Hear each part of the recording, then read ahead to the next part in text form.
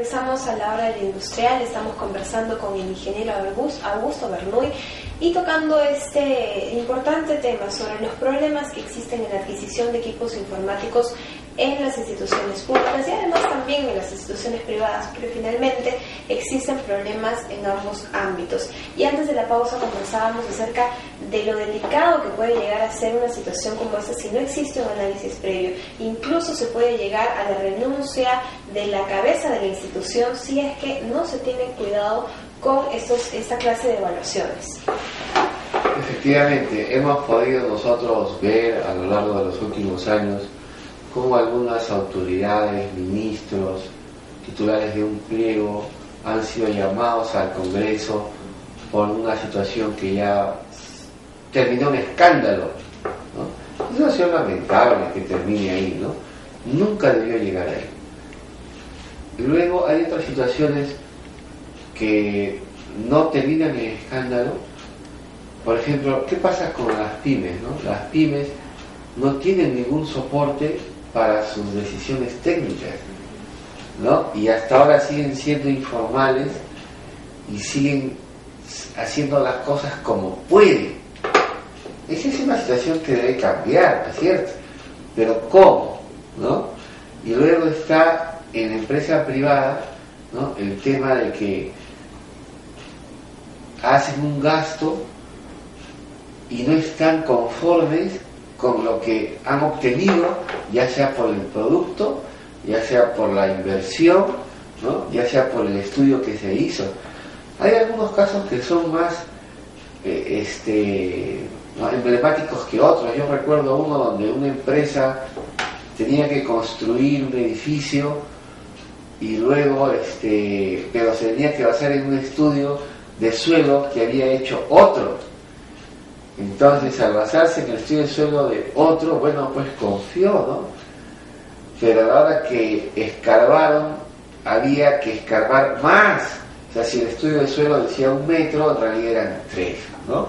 Entonces, hay situaciones que cuando no están bien hechas o claramente, ¿no?, definidas, te van a ocasionar un trabajo adicional. ¿Y ese trabajo adicional qué significa?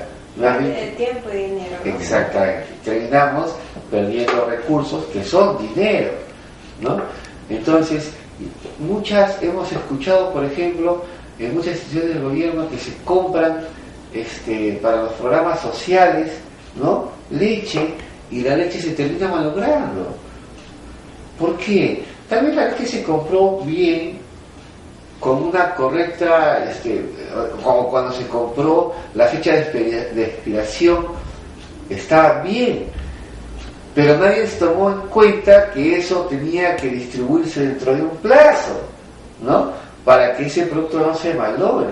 Otra cosa, claro, es que la compres ya con la fecha de expiración vencida o que venza hoy, sabiendo que me voy a demorar en entregarlo 1 mes, ¿no?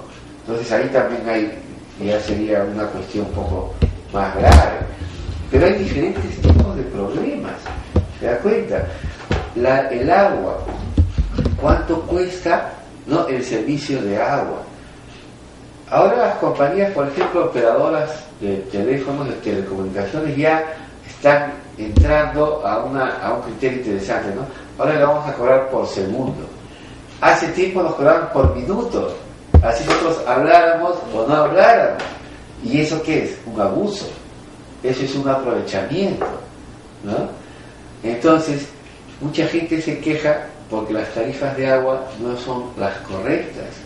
Mucha gente se queja porque les cobran arbitrios y dicen: a mí no me limpian nada, a mí no me siembran un arbolito. Quizá también sería interesante, como parte del plan de descentralización que existe en nuestro país, para que todas las tarifas de los servicios y de estos costos que emanan de la institución, no solamente pública, sino también privada, se estandaricen, ¿no?, en diferentes localidades, porque sabemos que en cada localidad es muy diferente y la diferencia realmente es grande, ¿no? Efectivamente. Ese es un punto muy interesante, porque la realidad es diferente en todo el país. Las ciudades son diferentes, el clima, ¿no es cierto?, el trabajo, el salario, todo es diferente. Entonces las tarifas deben estar adecuadas, ¿no?, a las zonas, ¿no? Y inclusive deberíamos tener servicios diferenciados por zonas. Hay un esquema que a mí, claro, me da mucha alegría, es el tema del doing business, que el Perú está involucrado ahí hace ya 2 o 3 años, me parece, bien encaminado por el Ministerio de Economía. Es un tema que ya tiene años en el mundo, ¿no? ¿Qué significa el doing business, por ejemplo? Que se deben dar menos trabas, ¿no?, a los procedimientos y para el acceso, ¿no?, a los servicios del Estado para hacer negocios. Entonces, si yo quiero poner una empresa, ¿por qué tiene que demorarme 30 días en darme un permiso? ¿Por qué tengo que ir a 5 instituciones? ¿Por qué tengo que pagar 200 y no 100? ¿Entiendes? Si quiere comprar usted una propiedad, igual. ¿Por qué tengo que hacer 10 trámites en lugar de hacer 5? ¿No? Entonces, el tema va por cuántos trámites, se han definido 10 trámites para el tema del clima de negocios, ¿no? Uno es el acceso al crédito, el otro es los permisos para la propiedad, por ejemplo, ¿no?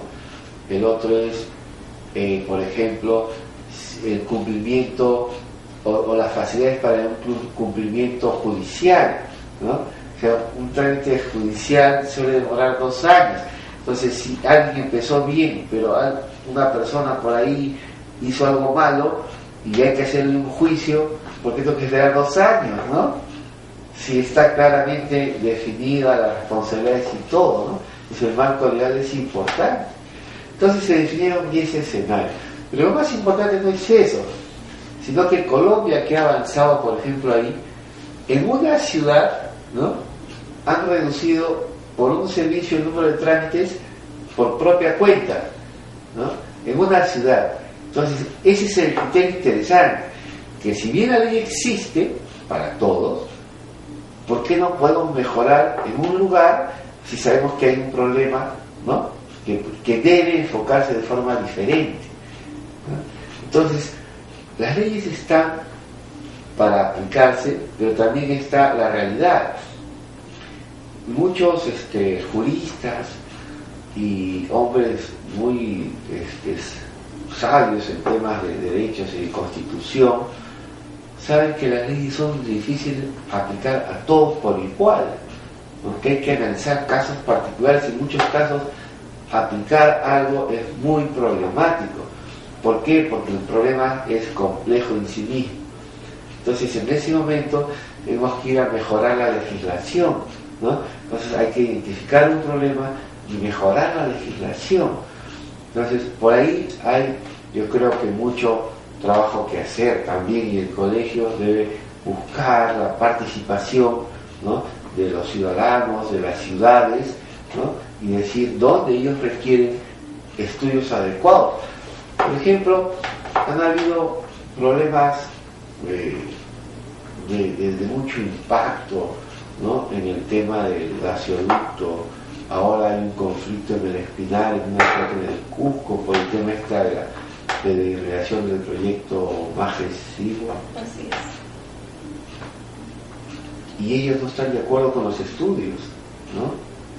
Entonces, los problemas pueden ser pequeños para una institución del Estado, para un municipio, para una institución que reparte alimentos, pueden ser problemas para una pequeña empresa que requiere, ¿no?, mejorar sus procesos, pero no sabe a quién recurrir, no sabe que el Colegio de Ingenieros puede ayudarlos a costos muy accesibles. Pensarán que todo el mundo les quiere cobrar un montón de plata, ¿no? Y las empresas grandes igual. O sea, tiene que venir una auditoría para encontrar un forado, ¿no?, o para encontrar que una adquisición no era lo que esperábamos. Entonces, estamos perdiendo dinero.